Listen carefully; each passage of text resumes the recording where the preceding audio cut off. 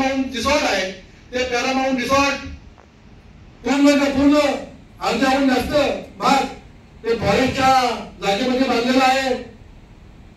मागच्या काळामध्ये फॉरेस्टचे डीएफओ राहुलजी पाटील साहेबांनी त्यांची सर्वे करण्यासाठी कर्जत टीआरआरला एक पत्र दिलं होतं का ह्या जागेची मोजणी करून घ्या।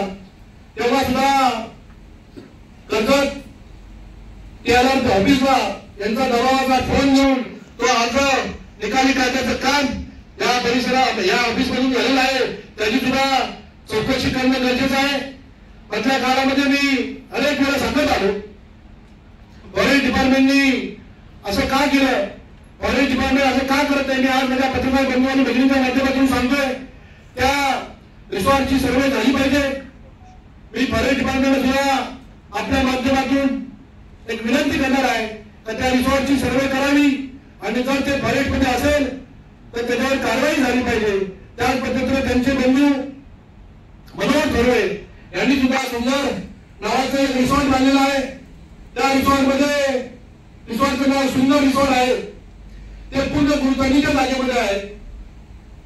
त्यांनी सुद्धा मी आपले जिल्हा परिषद मुख्याधिकारी असतील, कर्जत पंचायत समितीचे बीओ असतील, त्यांच्या ग्रामपंचायतीचे सरपंच आणि ग्रामसेवक असतील, यांनी ही रिसॉर्ट कोणाच्या जागेमध्ये आहे ते गुरुत्वानी आहे की नाही त्याची सुद्धा सर्वे झाली पाहिजे, त्याची सुद्धा मोजणी झाली पाहिजे। यासाठी मी आज पत्रकार परिषदेच्या माध्यमातून त्यांना सांगू इच्छितो असे अनेक अन्याय त्यांनी केलेले आहेत।